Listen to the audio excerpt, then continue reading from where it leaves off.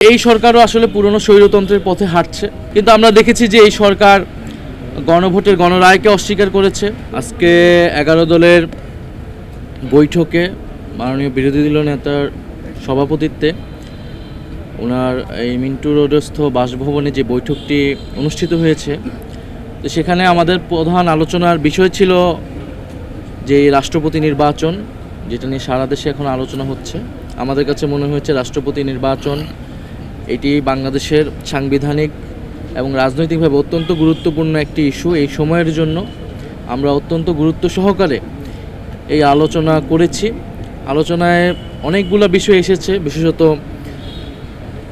BNP সরকারের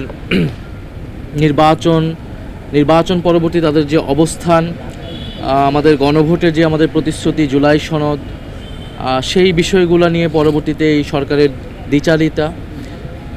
আপনারা জানেন যে আমরা যে জুলাই সনদ রচিত হয়েছে ঐক্যমত কমিশনে দীর্ঘদিন ধরে আলোচনা করে, সেইখানে কিন্তু রাষ্ট্রপতি নিয়ে অনেক আলোচনা হয়েছে।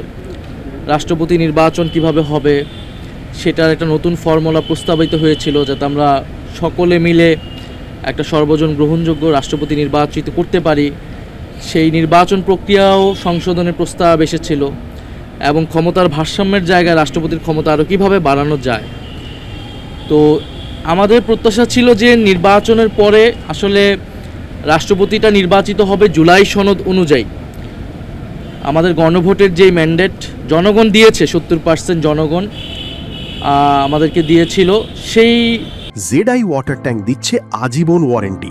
জেডআই ওয়াটার ট্যাঙ্ক, পানির সুরক্ষায় টেকসই সমাধান। জুলাই সনদ বাস্তবায়িত হবে, সংবিধান সংস্কার পরিষদ হবে, এর মধ্য দিয়ে আমরা রাষ্ট্রপতি একটা নতুনভাবে সংস্কারকৃত সংবিধান অনুসারে আমরা নতুনভাবে রাষ্ট্রপতি নির্বাচিত করতে পারবো। এটা আমাদের প্রত্যাশা ছিল, যেরকম আরও অনেকগুলো প্রত্যাশা ছিল। কিন্তু আমরা দেখেছি যে এই সরকার গণভোটের গণরায়কে অস্বীকার করেছে, এবং তারা জুলাই সনদের বাস্তবায়নের কোনো ধারাতেই নেই। সংস্কার পরিষদের শপথ তারা নেয়নি, অধিবেশন ডাকেনি, এবং সকল প্রতিষ্ঠানকে তারা দলীয়করণ করছে, নির্বাচন কমিশনকে দলীয়করণ করছে। আমাদের যেটা বিএনপির গত 16 বছর আমাদের যে লড়াই ছিল যে শান্তিপূর্ণভাবে ক্ষমতা হস্তান্তর যাতে হয়, সেটার জন্য সবচেয়ে গুরুত্বপূর্ণ তত্ত্বাবধায়ক সরকার, নির্বাচন কমিশন।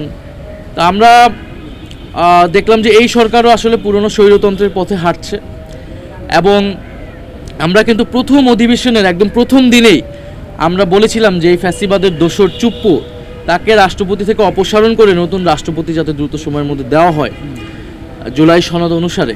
তো সেই রাষ্ট্রপতিকে তারা 6 মাস রেখে দিল, এবং তাকে এখন একটা ফ্রি এক্সিট দেওয়া হচ্ছে, কোনো ধরনের বিচারের আওতায় আনা হচ্ছে না। এটাও আমাদের কাছে সন্দেহজনক।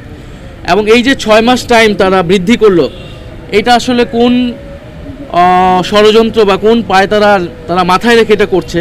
কারণ আমরা জানি পরবর্তী 5 বছর যখন অতিক্রম হবে, এই রাষ্ট্রপতি সেই সময় থাকবেন, এবং তখন তত্ত্বাবধায়ক সরকার কিভাবে হবে, এই রাষ্ট্রপতি যিনি রাষ্ট্রপতি হতে যাচ্ছেন হবেন, তার ভূমিকা কি হবে। এই পুরো বিষয়টা কিন্তু জাতির সামনে একটা সন্দেহ তৈরি করে। কারণ আমরা বিএনপির অতীত ইতিহাসে দেখেছি তারা সবসময় চেষ্টা করেছে এই ট্রানজিশনের সময়গুলো যাতে নিজেদের হাতে ক্ষমতা থাকে, সেটা তারা বিভিন্ন সময় চেষ্টা করেছে, এবং বাংলাদেশে অনেকগুলো রাজনৈতিক সাংবিধানিক সংকট তারা তৈরি করেছে। তো এই বিষয়গুলো আমাদের দীর্ঘমেয়াদী বিষয়গুলো আলোচনায় এসেছে, এবং সেগুলো নিয়ে আমরা হয়তো আরও কথা বলবো।